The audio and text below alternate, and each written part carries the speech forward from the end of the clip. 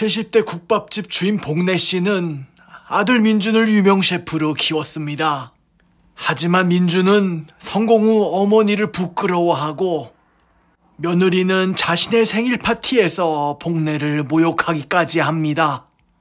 복래 씨와 아들 며느리의 얘기가 곧 시작합니다. 시청 전 구독과 좋아요는 제게 힘이 됩니다. 복래 씨, 오늘은 일찍 들어가셔요. 손님도 없고 고생만 하십니다. 옆집 반찬 가게 순자 씨의 목소리가 뚝배기 끓는 소리 사이로 스며들었습니다. 네, 순자 씨. 걱정 마세요. 대답했지만 제 손은 뚝배기에서 떨어질 줄 몰랐습니다. 국물 위에 떠오르는 기름기를 걷어내며 저는 국밥집 창문을 통해 쌀쌀한 초겨울 저녁 풍경을 바라보았습니다. 벌써 30해가 훌쩍 넘은 이 작은 국밥집은 제 삶 그 자체였습니다. 이곳에서 저는 남편을 잃었고 이곳에서 저는 아들 민준이를 키웠습니다. 민준이, 제 자랑이자 제 아픔이었습니다. 어릴 적부터 똑똑하고 손맛이 좋아 엄마, 내가 나중에 커서 엄마보다 더 맛있는 요리 만들어서 호강시켜 줄게라고 말하던 아이였습니다. 저는 그 약속을 철석같이 믿었습니다. 땀과 눈물로 번 돈을 한 푼도 허투루 쓰지 않고 민준이의 뒷바라지에만 매달렸습니다. 민준이가 요리 유학을 가고 성공해서 강남의 번듯한 레스토랑을 열었을 때 저는 세상에서 가장 행복한 사람이었습니다. 하지만 성공은 민준이를 바꾸어 놓았습니다. 그는 더 이상 이 작은 국밥집을 자랑스러워하지 않았습니다. 어머니, 다음부터는 가게 일하다가 제 레스토랑 근처에는 오지 마세요. 사람들이 오해합니다. 민준이의 차가운 목소리가 아직도 제 귓가를 맴도는 것 같았습니다. 그 말을 들었을 때 제 심장은 마치 얼음 쏜 곳에 찔린 것처럼 아팠습니다. 오늘 저는 민준이의 아내 지수 씨의 생일 파티에 초대받았습니다. 사실은 초대라기보다는 통보에 가까웠습니다. 어머니, 이번 금요일에 시간 비워두세요. 서연이 생일이라 레스토랑에서 파티합니다. 꼭 오셔야 합니다. 깍듯하고 사무적인 목소리는 저를 정식 손님으로 대우하는 것이 아니라 의무적으로 불러야 하는 불편한 존재로 취급하는 것 같았습니다. 오지 말라는 소리를 돌려 말하는 것 같아 마음 한구석이 아렸습니다. 그래도 어미 된 도리인데 자식 내외의 중요한 날을 어찌 외면하겠습니까? 저는 며칠을 고민했습니다. 요즘 젊은 사람들이 좋아할 만한 선물이 무엇일까? 백화점을 몇 바퀴나 돌았지만 어지러운 가격표 앞에서 발길을 돌려야만 했습니다. 민준이가 어릴 적 좋아하던 갈비찜을 하룻밤 내내 끓였습니다. 부엌을 떠나지 못하고 기름을 걷어내고 또 걷어내며 혹시라도 옛날 맛이 아니라고 할까봐 몇 번이나 간을 보았는지 모릅니다. 그렇게 정성껏 끓인 갈비찜 냄비를 들고 저는 민준이의 레스토랑으로 향했습니다. 버스를 2번 갈아타고 내린 강남의 거리는 낯설고 화려했습니다. 제 몸에 밴 국밥 냄새가 이 깨끗한 거리에 어울리지 않는 것 같아 저도 모르게 어깨를 움츠렸습니다. 레스토랑 문을 열고 들어서자 화려한 샹들리에 불빛 아래 웃고 떠드는 사람들, 값비싼 향수 냄새와 와인 향이 확 끼쳐왔습니다. 제 아들이 이룬 성공이 눈부시면서도 한편으로는 가슴이 쿵 내려앉았습니다. 저와는 너무도 다른 세상이었습니다.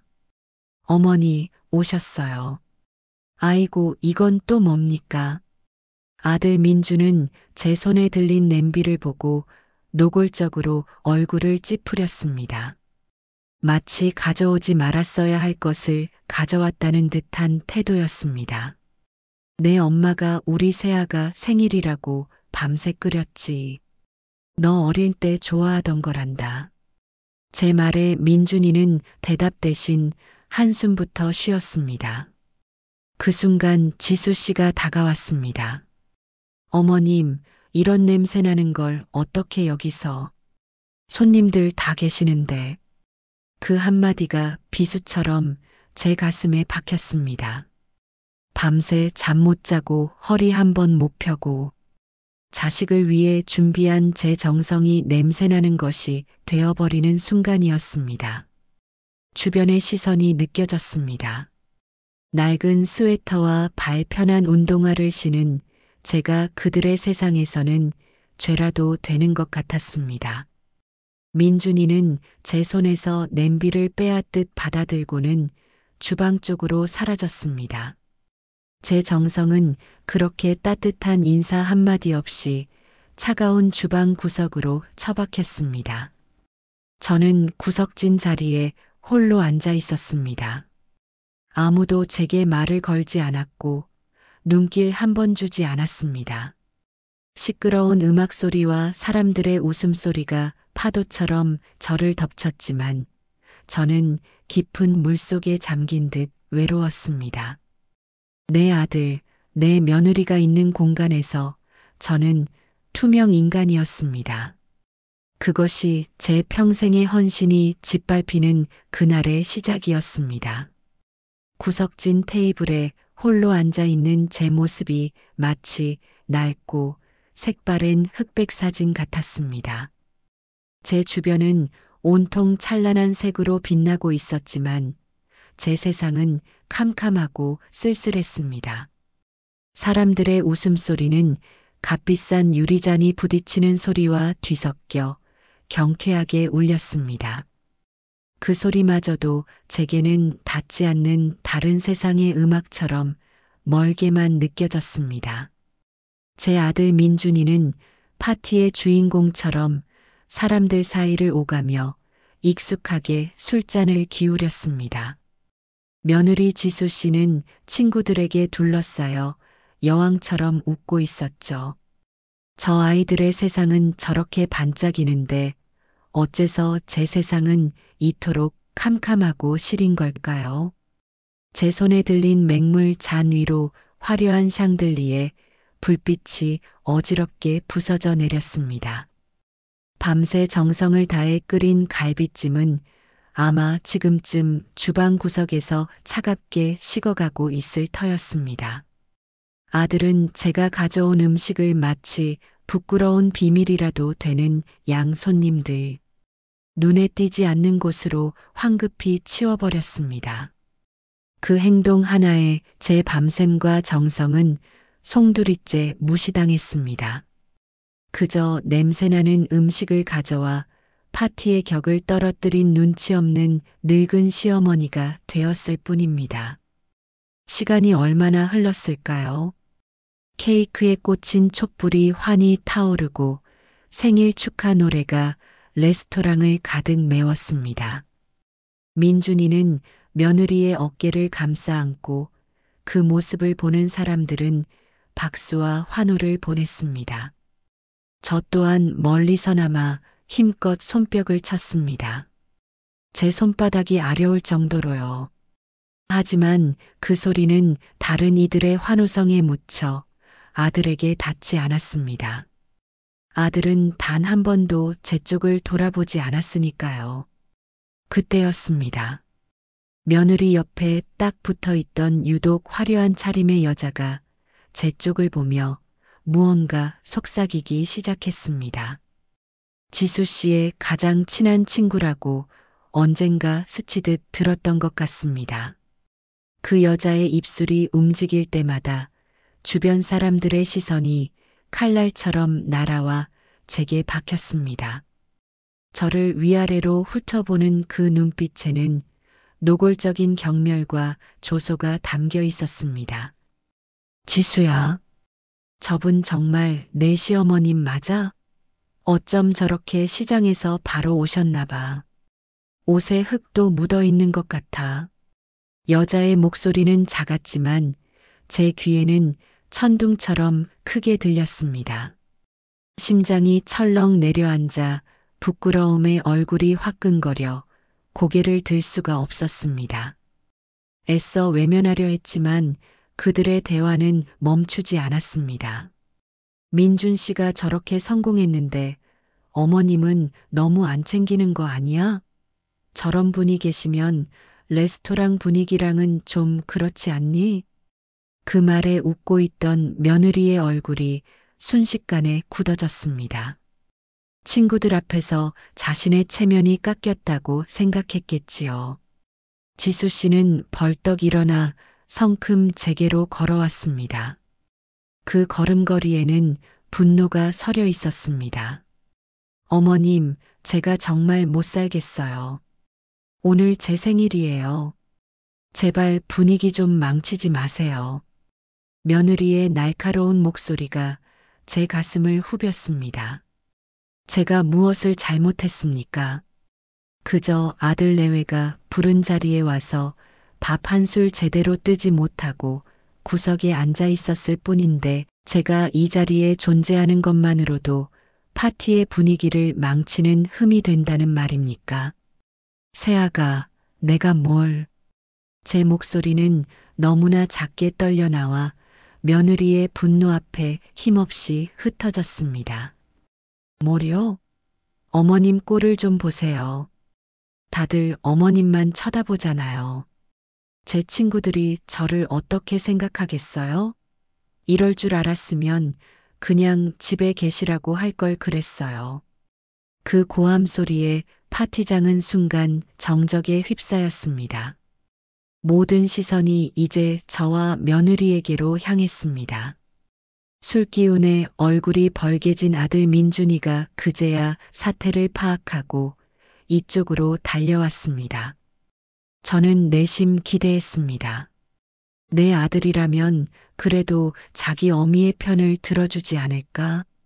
하지만 그 기대는 산산조각이 났습니다. 민준이는 제게 괜찮냐고 묻는 대신 며느리의 편에 섰습니다. 당신 뭐 하는 거야? 사람들 다 보는데. 민준이는 며느리를 말렸지만 그 눈은 저를 향해 있었습니다. 마치 모든 잘못이 제게 있다는 듯 원망이 가득한 눈으로 저를 쏘아보고 있었습니다. 여보, 당신은 저기 안 보여? 당신 어머니 때문에 내 생일 파티 다 망쳤어. 사람들이 우리를 어떻게 보겠냐고. 아내의 울먹임과 주변 사람들의 수군거림, 그 모든 것이 아들을 벼랑 끝으로 내모는 것 같았습니다. 유약하고 남의 시선을 중요하게 생각하는 제 아들은 그 압박감을 이기지 못했습니다.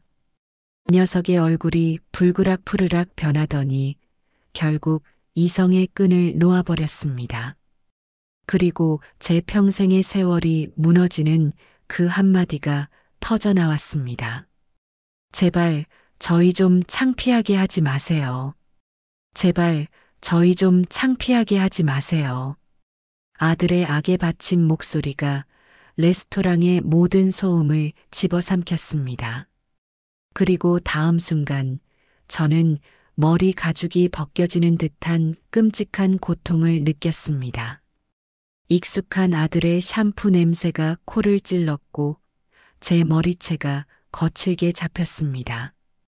세상이 빙글 돌았습니다. 제 머리카락을 움켜쥔 그 손, 아장아장 걷던 아들이 넘어질세라 꼭 잡아주던 그 작은 손이 이제는 어미의 머리채를 잡고 있었습니다. 엄마, 내가 커서 꼭 호강시켜줄게. 달고 다른 운동화 끈을 묶어주며 제게 했던 맹세가 귓가에서 악마의 속삭임처럼 울려 퍼졌습니다. 며느리와 그 친구들의 놀란 듯한 그러나 어딘가 통쾌해 보이는 표정들. 그 모든 것이 슬로우 모션처럼 보였습니다.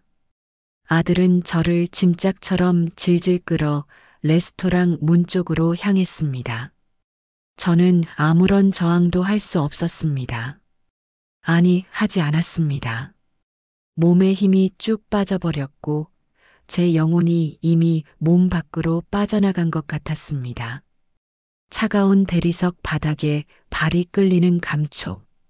사람들의 경악과 조소가 뒤섞인 웅성거림. 그 모든 것을 뒤로한 채 저는 레스토랑 밖으로 내팽개쳐졌습니다. 쾅! 육중한 문이 닫히는 소리와 함께 저는 차갑고 더러운 길바닥에 주저앉았습니다. 화려한 불빛과 웃음소리는 저 문 너머의 세상에 갇혔고 제 세상에는 차가운 밤 공기와 자동차 소음만이 남았습니다. 한참을 멍하니 앉아 있었습니다. 아들이 웃으며 돌아서던 그 뒷모습이 눈앞에서 아른거렸습니다. 제 평생을 바쳐 키운 아들, 제 삶의 이유이자 모든 것이었던 아들이었습니다. 그 아들이 오늘 제 가슴에 칼을 꽂고 제 존재를 지워버렸습니다. 손을 들어 떨리는 손으로 머리를 매만졌습니다. 손가락 사이에 힘없이 뽑혀나온 제 머리카락 몇 올이 걸렸습니다. 희끗희끗한 제 고생의 세월이 담긴 머리카락이었습니다. 그것을 보는 순간 뜨거웠던 눈물이 차갑게 식었습니다. 가슴을 짓누르던 슬픔과 서러움 대신 차갑고 단단한 무언가가 제 안에서 고개를 들기 시작했습니다. 제 머리카락을 뽑아낸 그 순간 아들은 몰랐을 겁니다. 그 녀석이 그토록 지키고 싶어 했던 그 화려한 성의 주춧돌을 바로 제 손으로 뽑아버렸다는 사실을 말입니다. 저는 천천히 몸을 일으켰습니다. 휘청거리는 다리에 힘을 주어 꼿꼿이 섰습니다.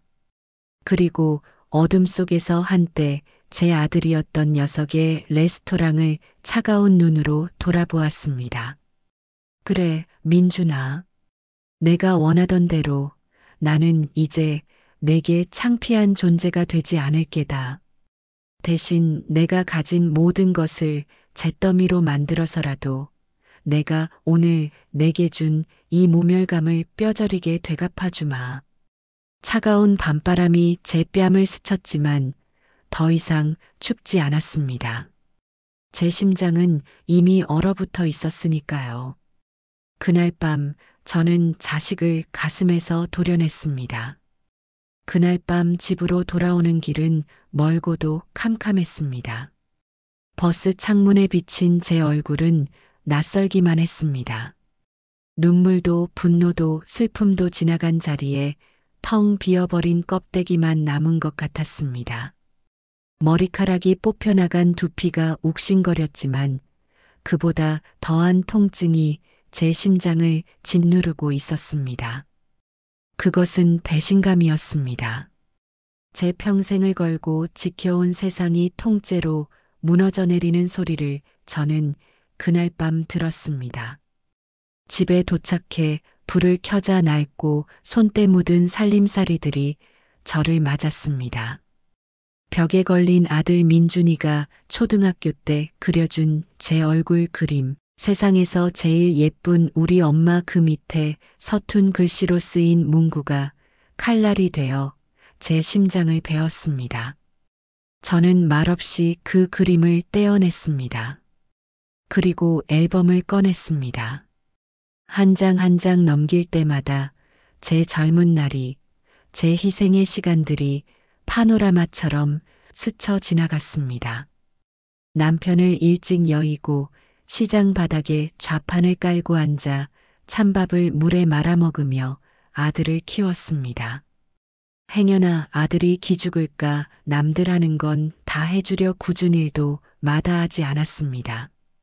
아들의 등록금을 벌기 위해 한겨울에 동상 걸린 손으로 배추를 날랐고 아들이 먹고 싶다는 고기 반찬 한번 해주려고 제 허리띠를 졸라맸습니다.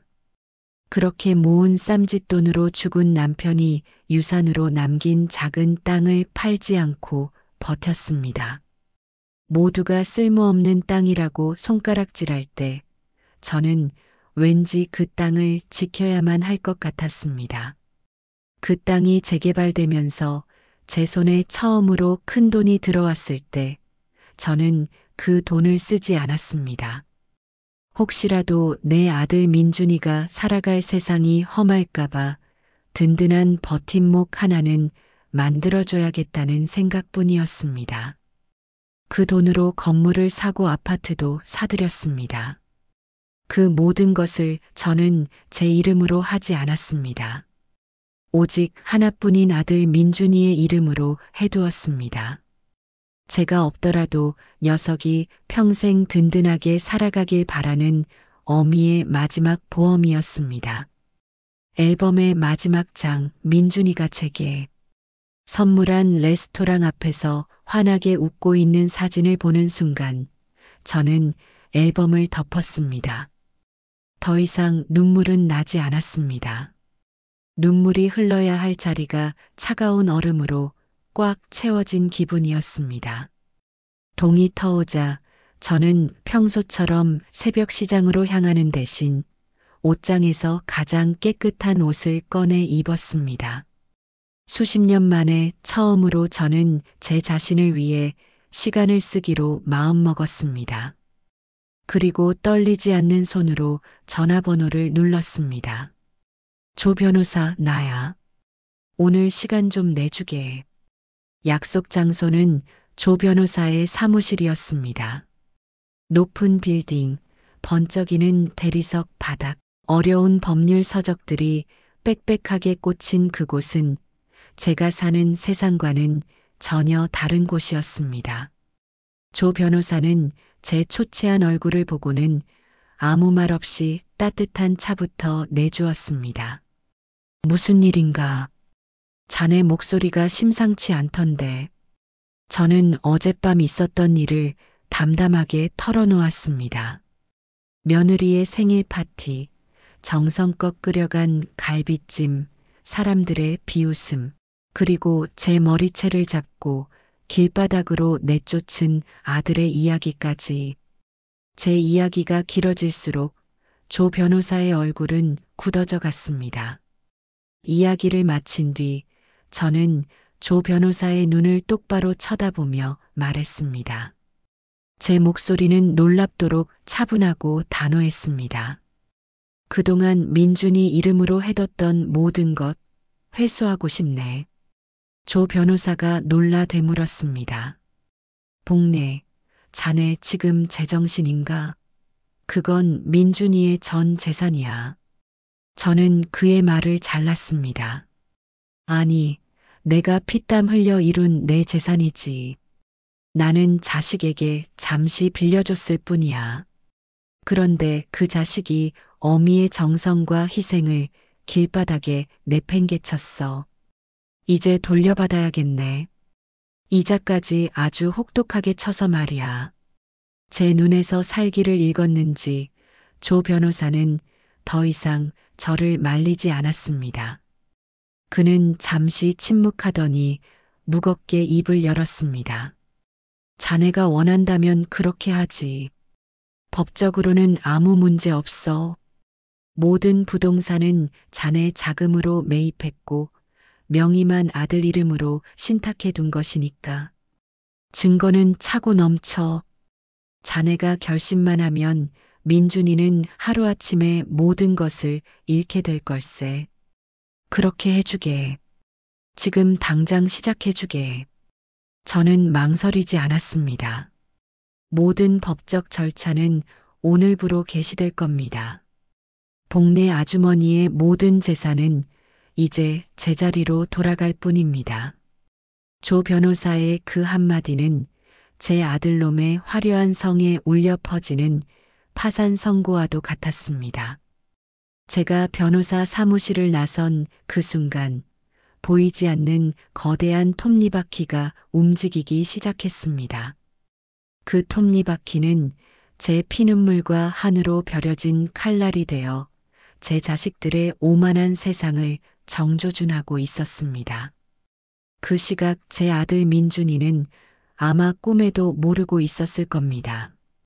자신이 서 있는 땅이 꺼지고 자신이 쌓아 올린 성이 무너져 내리고 있다는 사실을 말입니다. 녀석은 전날 밤에 불쾌한 기억을 애써 지우려는 듯 레스토랑 확장 계획서를 들고 은행 VIP 상담실에 앉아 있었습니다. 늘 굽실거리며 자신을 맞던 은행 지점장 앞에서 민준이는 의기양양하게 서류를 내밀었습니다. 지점장님, 여기 계획서 보시고 추가 대출건 최대한 신속하게 진행해 주시죠. 아시겠지만 제 레스토랑이 요즘 제일 잘 나갑니다. 녀석의 목소리에는 거만함이 가득했습니다.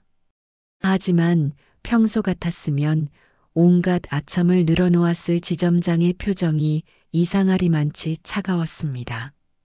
그는 민준이가 내민 서류는 쳐다보지도 않고 모니터만 한참 들여다보더니 입을 열었습니다.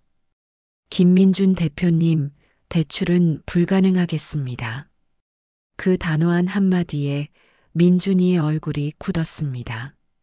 네, 그게 무슨 말씀이십니까? 담보도 확실하고 제 신용등급도 최상위인데. 아니요.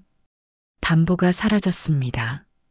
지점장의 목소리는 얼음장처럼 차가웠습니다. 대표님께서 담보로 설정하신 레스토랑 건물과 거주하시는 아파트, 오늘부로 소유권 이전 및 자산 동결 조치가 들어갔습니다. 대표님은 이제 그 건물의 주인이 아니십니다. 민준이는 순간 제 귀를 의심했습니다. 세상이 무너지는 듯한 충격에 그는 자리에서 벌떡 일어났습니다. 말도 안 돼.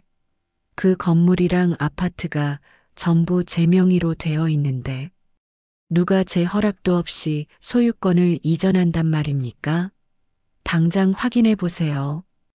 지점장은 경멸이 섞인 눈으로 민준이를 쳐다보며 마지막 확인 사살을 날렸습니다. 새로운 건물주분의 성함은 한복래 씨입니다. 대표님의 어머님 되시는 분이 오늘부로 모든 재산에 대한 권리를 회수하셨습니다. 한복래. 제 이름 석자가 아들의 귓가에 사형 선고처럼 울려 퍼졌을 겁니다. 녀석의 얼굴이 새하얗게 질려갔습니다. 시장에서 흙 묻은 손으로 배추나 파는 가난하고 초라하기만 하던 제 어미가 강남 한복판에 있는 이 건물의 주인이었다니. 녀석의 머릿속이 뒤죽박죽 엉망이 되었을 겁니다. 같은 시각 며느리 지수 씨는 백화점 VIP 라운지에서 어제 파티에 왔던 친구들과 샴페인을 터뜨리고 있었습니다. 그녀는 제 흉을 보며 한껏 웃음을 터뜨리고 있었죠. 어머님, 정말 어제는 창피해서 혼났잖아. 민준 씨가 속 시원하게 끌어내줘서 망정이지. 우리 급에 맞지 않게 왜 그런 자리에 오셔서는. 그녀의 손에는 이번 신상이라며 자랑하던 수천만 원짜리 명품 가방이 들려 있었습니다. 한참을 웃고 떠들던 지수 씨는 계산을 위해 자신의 블랙카드를 점원에게 건넸습니다. 그러나 잠시 후 점원이 곤란한 표정으로 다가왔습니다. 손님, 죄송하지만 이 카드는 사용이 정지되셨습니다. 지수 씨의 웃음이 뚝 멈췄습니다. 뭐라고요? 그럴 리가 없어요. 다른 카드로 해보세요. 하지만 결과는 마찬가지였습니다. 그녀가 가진 모든 카드가 마치 약속이라도 한 듯 전부 정지되어 있었습니다. 친구들의 시선이 그녀에게 쏠렸고 수군거리는 소리가 들려왔습니다. 지수 씨의 얼굴이 새빨갛게 달아올랐습니다. 엎친 데 덮친 격으로 그녀의 핸드폰이 미친 듯이 울리기 시작했습니다. 카드사, 은행, 심지어 아파트 관리사무소에서 날아온 문자 메시지. 대출금 연체, 계좌 동결, 퇴거 요청. 그 문자들을 확인하는 지수 씨의 손이 사시나무처럼 떨렸습니다. 그때였습니다. 검은 양복을 입은 남자들이 VIP 라운지로 들어와 지수 씨에게 다가왔습니다. 지수 씨 되십니까? 채권 회수팀입니다. 담보로 잡힌 모든 귀금속 및 명품, 현 시간부로 압류 조치 들어가겠습니다. 그 말과 함께 남자들은 지수 씨가 걸치고 있던 보석 목걸이와 손목시계, 그리고 의자 위에 놓인 명품 가방까지 거칠게 빼앗아 갔습니다. 친구들이 보는 앞에서 그녀는 한순간에 모든 것을 빼앗긴 빈털터리가 되었습니다. 패닉에 빠진 민준이와 지수 씨는 거의 동시에 서로에게 전화를 걸었고 서로의 입에서 나온 절망적인 소식을 확인한 순간 그들은 같은 사람을 떠올렸습니다. 자신들이 어제 길바닥으로 내쫓았던 바로 저 한복래를 말입니다. 패닉에 빠진 민준과 지수는 거의 동시에 서로에게 전화를 걸었습니다. 그리고 서로의 입에서 나온 절망적인 소식을 확인한 순간 그들은 같은 사람을 떠올렸습니다. 자신들이 어제 길바닥으로 내쫓았던 바로 저 한복래를 말입니다. 두 사람은 정신 나간 사람처럼 허겁지겁 제가 있는 시장으로 달려왔습니다. 번쩍이는 외제차가 흙탕물 튀는 시장 골목에 멈춰 서자 모든 상인의 시선이 쏠렸습니다. 차에서 내린 두 사람의 모습은 가관이었습니다. 민준의 비싼 양복은 구겨질 대로 구겨져 있었고 지수의 화려하던 얼굴은 푸석하게 부어 있었습니다. 두 사람은 제 좌판 앞에 서서 저를 발견하고는 믿을 수 없다는 듯한 표정을 지었습니다. 저는 아무 일 없었다는 듯 무심하게 물을 다듬고 있었습니다. 어머니, 민준이 먼저 저를 불렀습니다. 그 목소리에는 분노와 원망, 그리고 이해할 수 없다는 절규가 뒤섞여 있었습니다. 이게 다 어떻게 된 일이에요? 어머니가 어떻게 저희한테 이러실 수가 있어요? 저는 천천히 고개를 들었습니다. 그리고 제 아들의 눈을 똑바로 쳐다보았습니다. 그 눈에는 더 이상 저를 향한 경멸이 아닌 공포가 서려 있었습니다. 내가 뭘 어쨌다고 그러니? 제 목소리는 마른 나뭇잎처럼 건조했습니다. 건물이 어머니 거였다니요. 아파트도요. 왜 저희한테 그동안 말씀을 안 하셨어요? 저희를 속이신 겁니까? 그 말에 저는 피식 웃음이 나왔습니다. 속였다니. 평생을 자식 위에 헌신한 어미에게 할 소리인가? 내가 내 머리채를 잡고 길바닥에 내동댕이 쳤을 때 나는 내 어미가 아니었느냐? 내가 내 정성을 냄새나는 쓰레기 취급했을 때 그때는 내가 내 어미인 줄 몰랐더냐? 민주는 말을 잇지 못했습니다. 옆에 서 있던 지수가 악을 쓰며 달려들었습니다.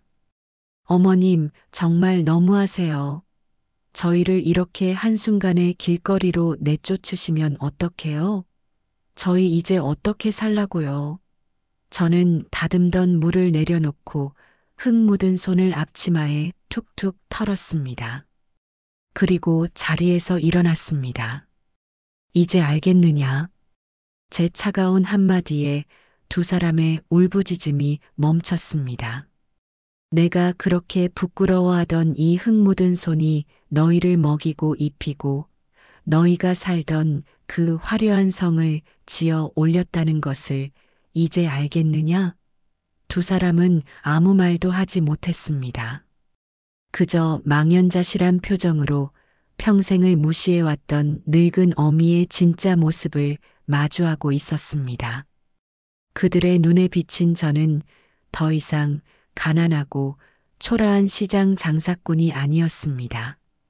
자신들의 생사여 탈권을 쥔 절대적인 존재였습니다. 너희가 누리던 모든 것은 내 것이었다. 그리고 이제 나는 내 것을 되찾았을 뿐이다. 저는 그 말을 마지막으로 다시 자리에 앉아 물을 다듬기 시작했습니다. 제 세상은 아무것도 변하지 않았습니다. 하지만 제 아들 내외의 세상은 바로 오늘 이 시장 바닥에서 끝이 났습니다. 제 좌판 앞 흙바닥은 제 아들놈과 며느리의 세상이 끝나는 종착역이었습니다. 어제까지만 해도 세상을 다 가진 듯 오만하게 빛나던 두 개의 얼굴은 이제 한 줌의 재처럼 하얗게 발해 있었습니다. 그들의 눈에는 더 이상 저를 향한 경멸이 없었습니다. 대신 그 자리에는 생전 처음 마주하는 공포와 절망, 그리고 이해할 수 없는 현실에 대한 혼란만이 귀신처럼 떠다니고 있었습니다. 시장 골목의 시간은 더디게 흘렀습니다. 주변 상인들은 하던 일을 멈춘 채 이 기막힌 구경거리에 숨을 죽였습니다. 수군거리는 소리, 혀를 차는 소리가 사방에서 들려왔지만 제 귀에는 아무것도 들어오지 않았습니다. 제 세상에는 오직 저와 제 발치에 엎드린 두 개의 그림자뿐이었습니다. 어머니, 잘못했습니다. 저희가 정말 죽을 죄를 지었습니다. 아들 민준이 먼저 무너졌습니다. 녀석의 단단하던 무릎이 힘없이 꺾이며 질척이는 시장 바닥에 그대로 꿀렸습니다. 뒤이어 며느리 지수도 비명을 지르듯 울음을 터뜨리며 남편의 옆에 따라 무릎을 꿇었습니다. 한 번도 제 앞에서 고개 숙인 적 없던, 아니 저를 자신들보다 아래라고 생각하며 살아왔던 저 오만한 것들이 지금 제 앞에서 머리를 조아리고 있었습니다. 어머니, 제발, 제발 용서해 주세요. 저희 이제 어떻게 살아요? 집도 가게도 돈도 하나도 없어요. 저희 길바닥에 나앉게 생겼어요.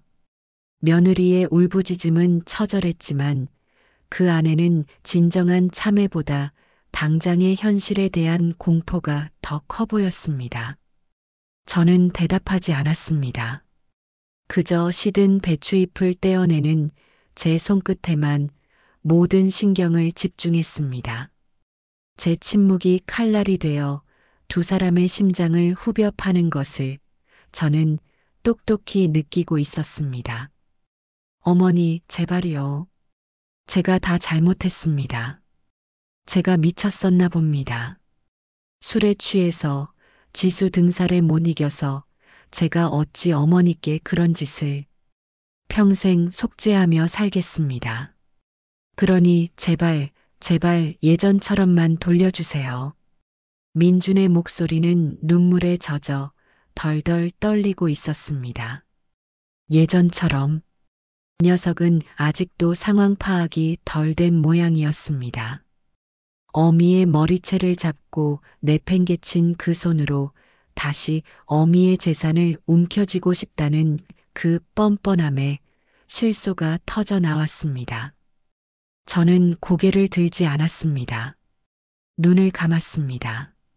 그러자 시끄러운 시장의 소음이 멀어지고 아득한 과거의 시간들이 성난 파도처럼 밀려왔습니다. 그때는 참으로 추운 겨울이었습니다. 갓 30을 넘긴 제 품에서 남편은 차갑게 식어갔습니다. 변변한 기술 하나 없던 남편이 공사장에서 떨어져 허망하게 세상을 뜬 그날, 제 세상도 함께 무너졌습니다. 품에는 이제 막 말을 배우기 시작한 어린 민준이가 안겨 있었고, 제 손에 남은 것은 남편이 남긴 약간의 빚과 아무도 거들떠보지 않던 도시 외곽의 쓸모없는 밭대기뿐이었습니다. 친척들은 장례식장에서 제 어깨를 두드리며 위로했지만 그들의 눈빛은 이제 저걸 어찌하나 하는 동정과 멸시로 가득 차 있었습니다. 몇몇은 제게 민준이를 좋은 데 보내고 새로 시작하라며 어미의 인생을 자식에게 저당 잡히지 말라고 했습니다. 그들의 말은 위로를 가장한 칼이었습니다. 저는 이를 악물었습니다. 그리고 제 아들의 작은 손을 잡고 다짐했습니다. 이 세상 누구도 다시는 우리 모자를 얕보지 못하게 하리라. 내 아들에게만큼은 아비 없는 자식이라는 소리를 듣지 않게 하리라. 그날부터 제 삶은 전쟁이었습니다. 밭대기를 팔아 빚을 갚고 남은 돈으로 시장 구석에 작은 좌판을 얻었습니다. 동트기 전부터 밤이 익숙해질 때까지 저는 흙과 씨름했습니다. 제일 서러웠던 것은 배고픔이었습니다. 민준이에게는 따뜻한 쌀밥에 계란 프라이라도 하나 얹어 먹였지만 저는 손님들이 팔다 남기고 간 시든 채소를 물에 끓여 먹거나 죽을 쑤어 먹기 일쑤였습니다. 그러다 어느 날 시장 구석에서 김밥 한 줄로 끼니를 때우고 있는데 어린 민준이가 제게 달려와 물었습니다. 엄마는 왜 그거 먹어? 나처럼 고기 반찬 안 먹고? 저는 애써 웃으며 말했습니다. 엄마는 이게 더 맛있어서 그래. 우리 아들 나중에 커서 돈 많이 벌면 그때 엄마 맛있는 거 사주면 되지. 그 말을 하는 제 목이 메어왔습니다. 제 초라함이 아들에게 가난을 되물림하는 것 같아 밤마다 소리 죽여 울었습니다. 세월은 흘렀고 제 손마디는 굵어졌으며 허리는 굽었습니다. 그렇게 악착같이 돈을 모았습니다. 그런데 기적 같은 일이 일어났습니다. 아무도 거들떠보지 않던 남편의 밭대기 주변으로 신도시가 들어선다는 소문이 돌기 시작한 겁니다. 땅값은 하루가 다르게 치솟았고 얼마 지나지 않아 건설사에서 상상도 못할 금액을 제시하며 땅을 팔라고 찾아왔습니다. 제 손에 평생 만져보지도 못할 큰 돈이 들어왔을 때 저는 그 돈으로 비단 옷을 사입거나 좋은 집으로 이사 가지 않았습니다. 제 삶은 변한 것이 없었습니다. 여전히 시장에서 채소를 팔았고 낡은 집에서 살았습니다. 대신 저는 그 돈을 오직 내 아들 민준이의 미래를 위해 쓰기로 했습니다.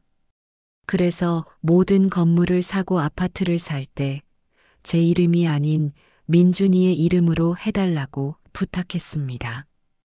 모든 권리는 제가 갖되 명의만 아들에게 빌려주는 형태로 말입니다. 언젠가 민준이가 진정한 어른이 되면 그때 온전히 물려줄 생각이었습니다. 제 어리석은 모정이 결국 오늘날의 괴물을 키워낸 셈입니다. 눈을 뜨자 어느새 해가 뉘엿뉘엿 지고 있었습니다. 제 앞에는 여전히 아들과 며느리가 흙바닥에 무릎을 꿇은 채 저를 올려다보고 있었습니다. 그들의 얼굴은 눈물과 콧물 그리고 흙먼지로 범벅이 되어 있었습니다. 저는 자리에서 일어났습니다. 그리고 좌판을 정리하기 시작했습니다. 흙 묻은 배추를 신문지에 싸고 남은 물을 상자에 담았습니다. 마치 제 앞에 아무도 없는 것처럼 제 그런 행동에 두 사람은 이제 울음마저 그치고 망연자실한 표정으로 저를 바라볼 뿐이었습니다. 정리가 거의 끝났을 무렵 저는 처음으로 입을 열었습니다. 제 목소리는 텅 빈 창고처럼 울렸습니다. 일어나거라. 그 한마디에 두 사람의 얼굴에 잠시 희망이 스치는가 싶었지만 저는 다음 말을 이었습니다. 그리고 내 눈앞에서 사라져 다시는 찾아오지 말거라. 어머니, 제발. 이제 와서 나를 어머니라 부르지 마라. 내 아들은 어미의 머리채를 잡았던 그날 밤, 내 손으로 내 가슴에서 이미 장사 지냈다. 제 말은 비수였습니다. 두 사람의 마지막 희망마저 끊어내는 차가운 칼날이었습니다. 저는 더 이상 그들을 보지 않고 짐을 실은 손수레를 끌기 시작했습니다. 너희가 살 길은 너희가 찾아야지. 단 한 번도 흙을 묻혀본 적 없는 그 깨끗한 손으로 이제 밥벌이 한번 해보거라. 너희가 그토록 경멸하던 이 어미가 평생을 어떻게 살아왔는지 이제부터 온몸으로 배워야 할 게다. 제 등 뒤로 두 사람의 절망적인 흐느낌이 멀어졌습니다. 저는 단 한 번도 뒤돌아보지 않았습니다. 노을이 붉게 물든 시장 골목을 저는 홀로 걸어 나왔습니다. 제 손에 쥐어진 손수레의 쇠손잡이가 유난히 차갑게 느껴졌습니다. 하지만 제 가슴 속에서 평생을 들끓던 뜨거운 응어리는 이제야 조금 식어가는 것 같았습니다. 제 눈앞에서 사라지라는 제 마지막 선고 이후 며칠간 두 아이는 보이지 않았습니다. 아마 남은 자존심으로 버텨보려 했겠지요. 친구에게 돈을 빌리고 하룻밤 신세를 지기도 했을 겁니다. 하지만 둥지에서 쫓겨난 새가 제 힘으로 하늘을 날아본 적이 없듯 제 그늘 밑에서 기생하던 그들이 버틸 수 있는 시간은 그리 길지 않았습니다. 나흘째 되던 날 새벽이었습니다. 제가 트럭에서 배추 상자를 내리고 있는데 어둠 속에서 익숙한 그림자 두 개가 아른거렸습니다. 며칠 사이에 몰골이 말이 아니었습니다. 민준의 비싼 양복은 구겨질 대로 구겨져 있었고 지수의 화려하던 얼굴은 푸석하게 부어 있었습니다. 그들이 타던 번쩍이는 외제차는 보이지 않았습니다. 아마 그것마저 팔아 며칠을 연명했겠지요. 두 사람은 제 앞에 서서 아무 말도 하지 못했습니다. 그저 굶주린 짐승처럼 제 손에 들린 배추만 멍하니 바라볼 뿐이었습니다. 그 눈빛에는 원망도 분노도 사라져 있었습니다. 오직 살아남고 싶다는 생존의 본능만이 앙상하게 남아 있었습니다. 왜 또 왔느냐? 제 목소리에는 온기가 없었습니다. 어머니, 민준이 간신히 입을 열었습니다. 목소리는 갈라져 있었습니다. 저희 밥 한 끼만 사주시면 안 될까요? 밥. 그 한마디에 저는 잠시 숨을 멈췄습니다. 내 아들이 내게 밥을 구걸하고 있었습니다. 며칠 전까지만 해도 최고급 레스토랑에서 스테이크를 썰던 그 입으로 며느리의 얼굴에서는 뜨거운 눈물이 쉴 새 없이 흘러내렸습니다. 그녀는 차마 입을 열지도 못하고 고개만 푹 숙이고 있었습니다. 저는 대답 대신 제가 덮고 있던 담요 하나를 그들에게 던졌습니다. 거기서 자든지 얼어 죽든지 알아서들 해라. 그것은 동정이 아니었습니다. 제 눈앞에서 벌어지는 이 기막힌 연극을 끝까지 지켜보겠다는 제 의지의 표현이었습니다. 두 사람은 말없이 담요를 받아들고 제 좌판 옆 가장 구석지고 더러운 곳에 짐승처럼 웅크리고 잠이 들었습니다. 제 발소리, 상자를 끄는 소리, 시장의 소음 속에서 그들은 수치심도 잊은 채 깊은 잠에 빠져들었습니다. 해가 뜨고 시장이 사람들로 북적이기 시작했습니다. 잠에서 깬 두 사람은 자신들을 향해 쏟아지는 노골적인 시선들을 마주해야 했습니다. 옆집 생선가게 김 사장이 혀를 차며 제게 말을 걸었습니다. 아이고, 복내 아주머니. 저것들 아직도 저러고 있네. 꼴 좋다. 지 어미 머리채를 잡고 내쫓을 땐 언제고 이제 와서 빌붙어 있는 꼴이라니. 그 말에 지수의 어깨가 움찔거렸습니다. 시장 상인들의 모든 대화 주제는 저 두 사람이었습니다. 그들의 비웃음은 칼이 되어 두 사람의 마지막 남은 자존심까지 조각내고 있었습니다. 오전 내내 두 사람은 죽은 듯이 앉아만 있었습니다. 그러다 민준이 결심한 듯 제 앞에 와서 다시 무릎을 꿇었습니다. 이번에는 돈이나 밥을 구걸하지 않았습니다. 어머니, 저희에게 일을 시켜주십시오. 무엇이든 하겠습니다. 여기서 먹고 잘 수만 있게 해주신다면 시키는 건 뭐든지 다 하겠습니다. 저는 한참 동안 대답하지 않았습니다. 민주는 제가 거절할까 두려워 흙바닥에 이마를 대고 빌기 시작했습니다. 제발, 제발 기회를 한 번만 주십시오. 어머니. 저는 손에 들고 있던 물을 내려놓고 턱짓으로 배추가 가득 쌓인 트럭을 가리켰습니다. 저것들을 전부 저 창고 안으로 옮겨라. 해가 지기 전까지 다 마치면 저녁밥은 생각해보지. 그것이 제 대답이었습니다. 용서는 없었습니다. 오직 거래만이 존재할 뿐이었습니다. 두 사람의 얼굴에 절망과 함께 아주 작은 안도감이 교차했습니다. 적어도 굶어 죽지는 않게 된 것입니다. 그렇게 그들의 첫 노동이 시작되었습니다. 민주는 양복 상의를 벗어 던지고 배추 상자에 달려들었습니다. 하지만 평생 펜과 포크만 잡아봤던 그 손으로 흙과 물이 잔뜩 묻은 무거운 상자를 드는 것은 쉬운 일이 아니었습니다. 녀석은 상자 하나를 들고도 비틀거렸고 몇 걸음 못 가 거친 숨을 몰아쉬었습니다.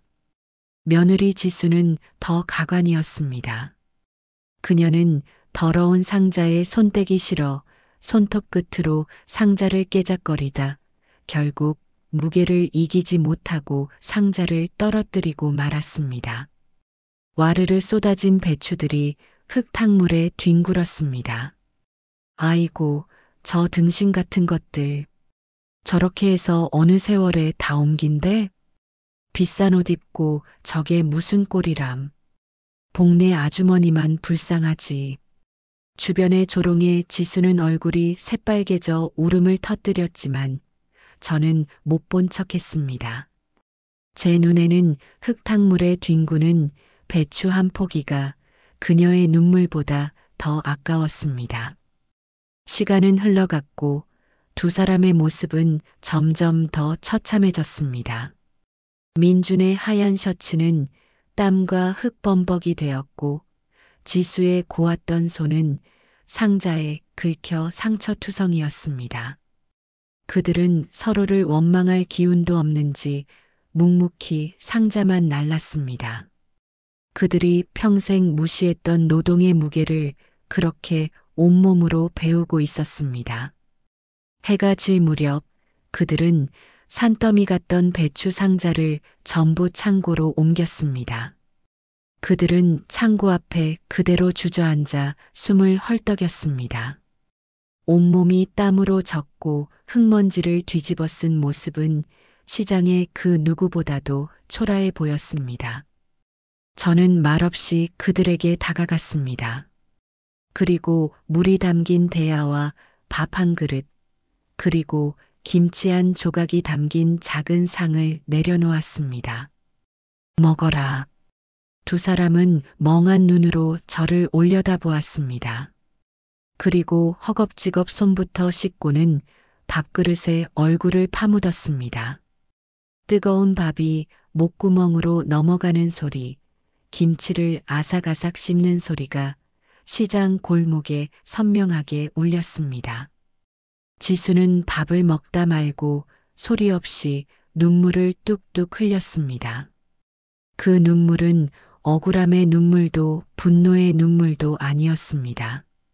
제 밥 한 그릇이 주는 서러운 온기 때문이었을 겁니다.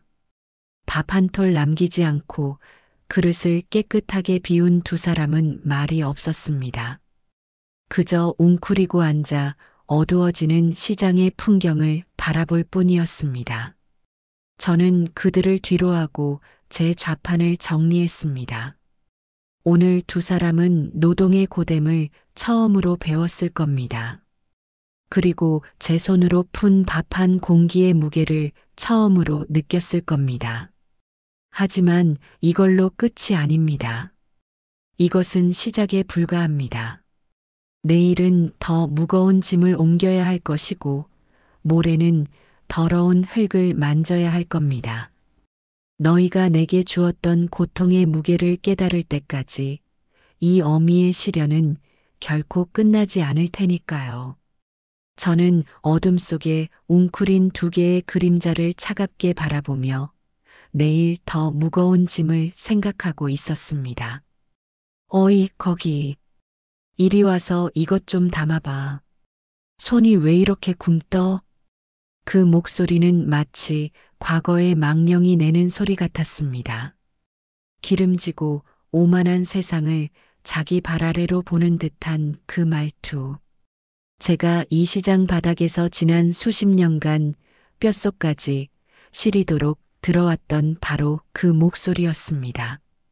아들과 며느리가 제 좌판에서 짐승처럼 잠을 자고 흙 묻은 밥을 먹으며 연명하기 시작한 지 일주일이 지났습니다. 두 사람의 시간은 고된 노동의 반복으로 채워졌습니다. 새벽 공기에 몸을 떨며 일어나 해가 질 때까지 허리 한번 제대로 펴지 못하고 짐을 나르고 채소를 다듬었습니다. 그들의 몸에서는 더 이상 값비싼 향수 냄새 대신 땀과 흙먼지가 뒤섞인 시큼한 냄새가 났습니다. 민주는 말이 없어졌습니다. 그저 묵묵히 제가 시키는 일을 기계처럼 해냈습니다. 그의 눈빛은 텅 비어 있었고 그 안에는 어떤 감정도 읽을 수 없었습니다. 어쩌면 그는 자신의 추락을 받아들이는 대신 생각하기를 포기해버린 건지도 모릅니다. 하지만 며느리 지수는 달랐습니다. 그녀의 몸은 고된 노동에 길들여지고 있었지만 그녀의 영혼은 여전히 날카로운 가시를 세운 채였습니다.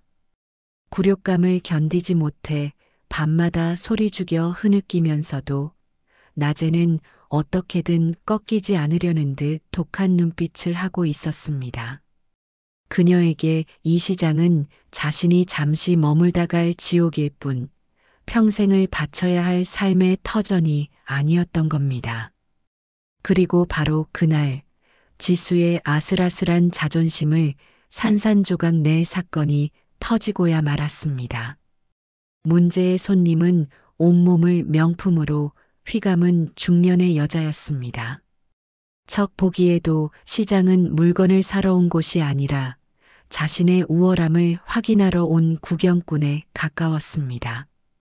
그녀는 제 좌판 앞에 서서 흙이 조금 묻었다는 이유로 채소를 바닥에 내던지기도 하고 값을 깎아 달라며 고함을 치기도 했습니다.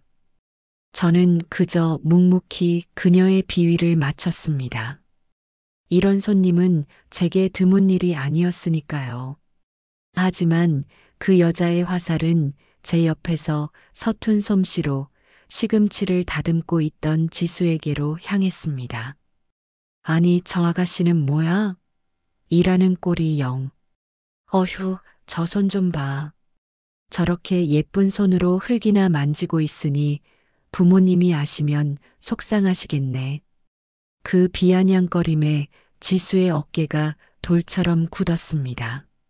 손님은 멈추지 않았습니다. 그녀는 지수의 얼굴을 위아래로 훑어보며 조롱을 이어갔습니다. 어디서 많이 본 얼굴인데야. 맞다, 얼마 전에 잡지에서 본 것 같은데 무슨 레스토랑 사모님 아니었어?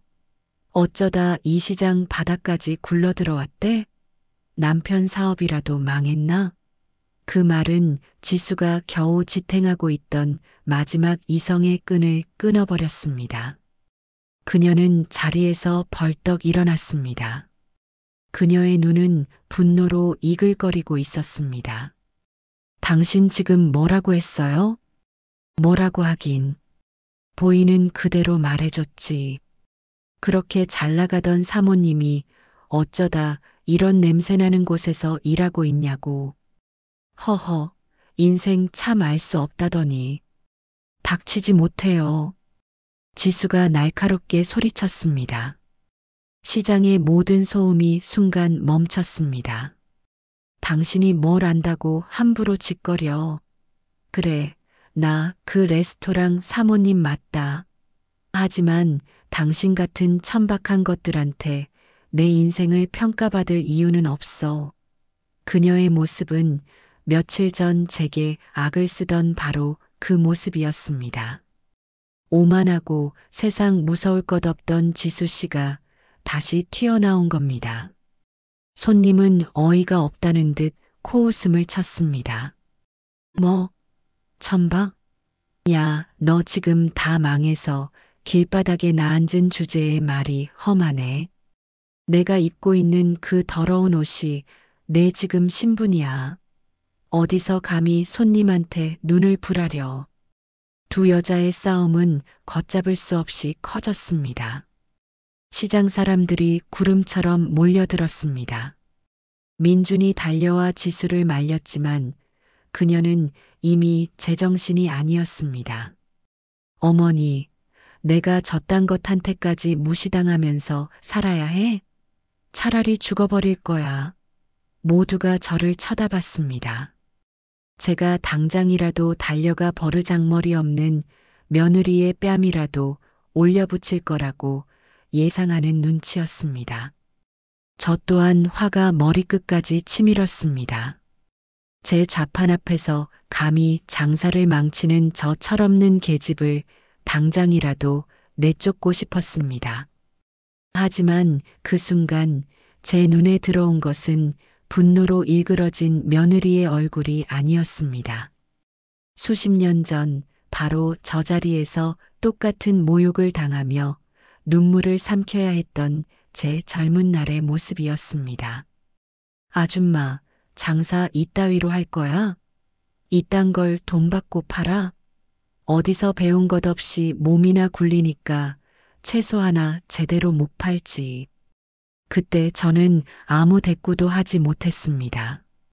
그저 죄인처럼 고개를 숙이고 죄송하다는 말만 앵무새처럼 반복해야 했습니다. 내 새끼밥 굶기지 않으려면 내 자존심 따위는 흙바닥에 내던져야만 했습니다.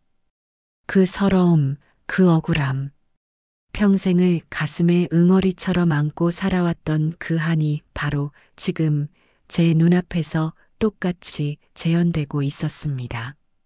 저는 천천히 몸을 일으켰습니다. 그리고 싸우고 있는 두 여자 사이로 걸어 들어갔습니다. 며느리 지수는 제가 자신을 혼내러 온 줄 알고 겁에 질린 눈으로 저를 바라봤습니다. 하지만 저는 지수를 지나쳐 거만한 손님 앞에 섰습니다. 손님, 그리고 조용히 그러나 단호하게 입을 열었습니다.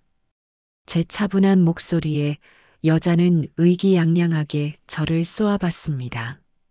그래, 당신이 이 가게 주인이면 저 미친 계집 좀 어떻게 해봐. 손님한테 막말하고 장사 다 망치게 생겼잖아. 죄송합니다. 저는 고개를 숙였습니다.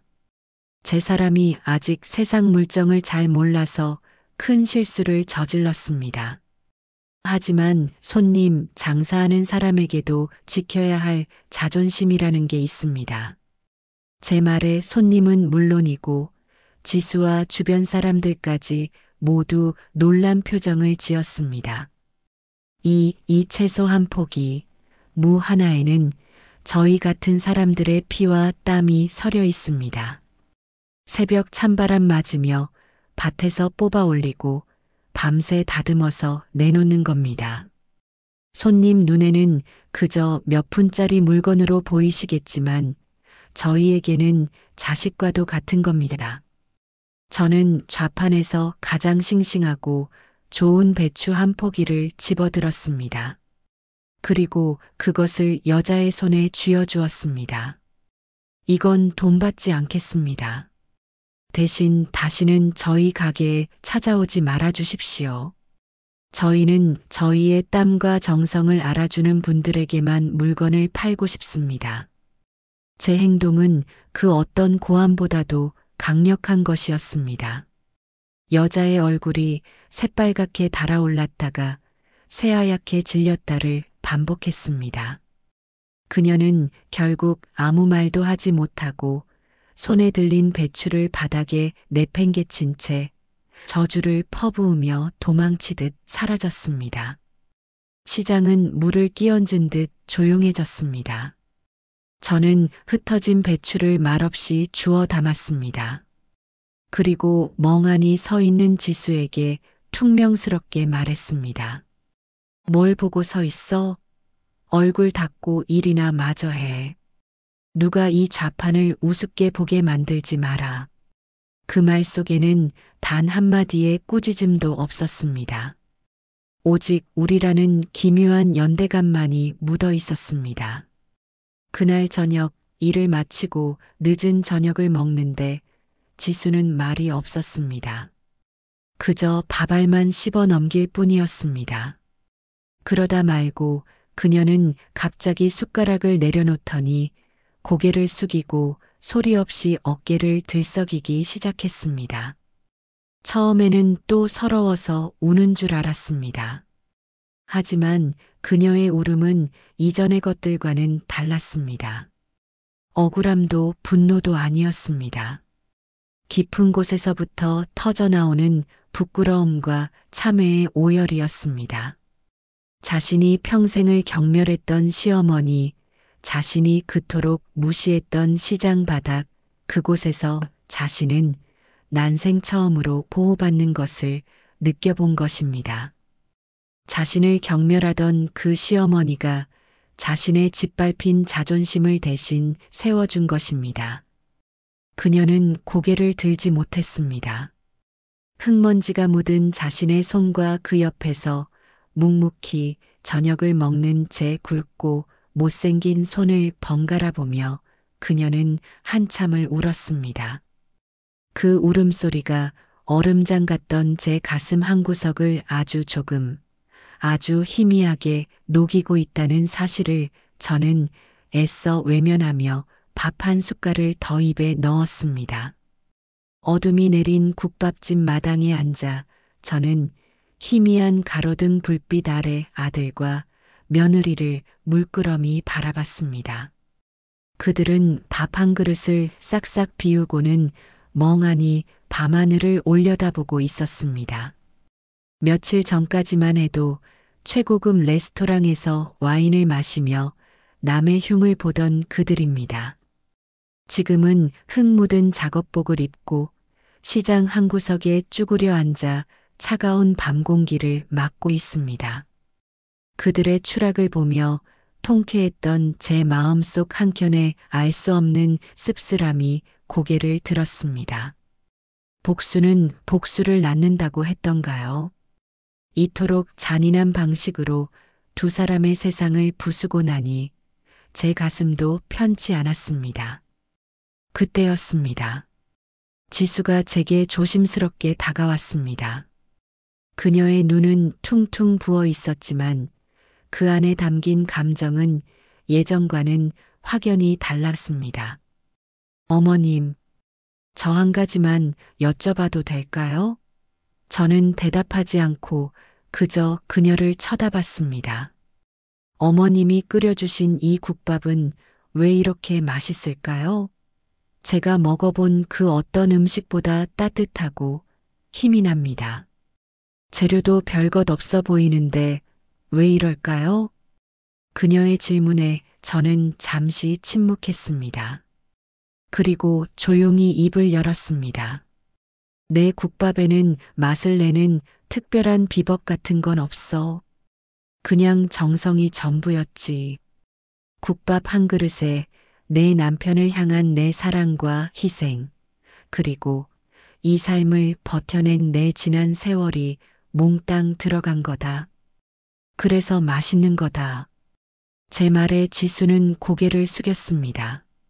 그녀의 어깨가 다시 떨리기 시작했습니다. 하지만 이번에는 눈물이 아닌 진심 어린 깨달음의 떨림이라는 것을 저는 알 수 있었습니다. 그녀는 며칠 전 저를 대신해 싸워주었던 제 모습을 떠올렸을 겁니다. 그녀는 이제 알게 된 겁니다. 제가 평생을 지켜온 것은 재산이나 명예가 아니라 이 국밥 한 그릇에 담긴 사랑과 헌신이었다는 것은요. 그날 밤 저는 지수에게 처음으로 따뜻한 말을 건넸습니다. 이제 됐다. 그만 울어라. 내가 흘린 눈물만큼 너도 이제 흙의 무게를 알게 됐으니 그것으로 되었다. 제 말에 지수는 그제야 제 무릎에 얼굴을 묻고 아이처럼 엉엉 울기 시작했습니다. 그 옆에서 민주는 조용히 눈물을 흘리고 있었습니다. 그의 눈빛은 더 이상 공포나 절망에 물들어 있지 않았습니다. 그 안에는 어미를 향한 미안함과 후회, 그리고 삶의 진정한 의미를 찾아가는 희미한 빛이 담겨 있었습니다. 다음 날 새벽 저는 평소처럼 국밥집 문을 열 준비를 하고 있었습니다. 그때 민준이 저를 찾아왔습니다. 어머니, 제가 그동안 너무 철이 없었습니다. 어머니의 마음을, 어머니의 희생을 한 번도 헤아려 본 적이 없습니다. 하지만 이제 알겠습니다. 어머니의 국밥 한 그릇이 제 화려한 레스토랑의 모든 음식보다 소중하다는 것을요. 그는 제 앞에 무릎을 꿇고는 울면서 말했습니다. 어머니, 제가 다시 요리사가 된다면 어머니의 국밥을 만들고 싶습니다. 어머니의 뒤를 이어 어머니의 국밥을 운영하고 싶습니다. 제발 저에게 기회를 주십시오. 이제는 어머니의 사랑과 희생을 담아 진심을 전하는 요리를 하겠습니다. 아들의 진심이 담긴 눈물을 보자 제 가슴 속에 남아있던 마지막 얼음 조각마저 녹아내렸습니다. 저는 그의 손을 잡았습니다. 그 손은 더 이상 부드럽고 오만한 셰프의 손이 아니었습니다. 굳은 살이 박히고 상처가 가득한 제 손을 닮은 투박하고 정직한 손이었습니다. 그래, 민준아. 이 국밥에는 특별한 비법 같은 건 없다. 하지만 내가 평생을 걸고 지켜온 정성과 사랑은 있다. 내가 그것을 온전히 이어받겠다면 기회를 주마. 저는 민준이의 손에 국밥집의 비법이 담긴 낡은 수첩을 건넸습니다. 그날 이후 민준과 지수는 제 국밥집에서 다시 태어났습니다. 민준은 최고의 셰프라는 명예를 버리고 어머니의 국밥을 끓이는 평범한 요리사가 되었고, 지수는 명품백 대신 행주를 들고 손님들에게 따뜻한 말 한마디를 건네는 법을 배웠습니다. 그들의 얼굴에는 더 이상 허영과 오만이 없었습니다. 대신 국밥집을 찾아오는 손님들의 얼굴에 미소를 찾아주는 소박한 행복이 깃들기 시작했습니다. 어느덧 세월이 흘렀습니다. 저는 이제 매일 아침 국밥을 끓이는 대신 한적한 마루에 앉아 아들 내외가 운영하는 어머니의 국밥을 바라보는 게 일상이 되었습니다. 민준이 끓여준 국밥 한 그릇을 받아들고 저는 그의 손을 쳐다봤습니다. 굳은 살이 박힌 그 손끝에서 느껴지는 따뜻한 온기가 제 가슴 속 깊은 곳까지 스며들었습니다. 이제야 저는 진정한 마음의 평화를 얻었습니다. 제가 그토록 갈망했던 호강은 돈이나 명예가 아니라 바로 이 한 그릇의 국밥에 담겨 있었으니까요. 시장은 오늘도 정겹고 활기찹니다. 어머니의 국밥 간판 아래로 사람들이 끊임없이 오고 갑니다. 며느리 지수는 이제 손님들의 이야기에 귀 기울이고 진심 어린 웃음으로 그들을 맞이합니다. 민준이는 더 이상 레스토랑의 화려한 셰프가 아닙니다. 하지만 그는 이 세상 어떤 요리사보다 더 행복한 표정으로 국밥을 끓이고 있습니다. 그의 손끝에서 느껴지는 따뜻한 정성은 이제 어머니의 맛을 넘어 이 국밥집을 찾아오는 모든 이들에게 위로와 사랑을 전하고 있습니다. 저는 낡은 나무 의자에 앉아 따스한 햇살을 맞으며 이 모든 것을 지켜보고 있습니다. 지난 세월의 모든 아픔과 상처가 이 국밥집의 온기 속에서 사르르 녹아내리는 것 같습니다. 이제 저는 압니다.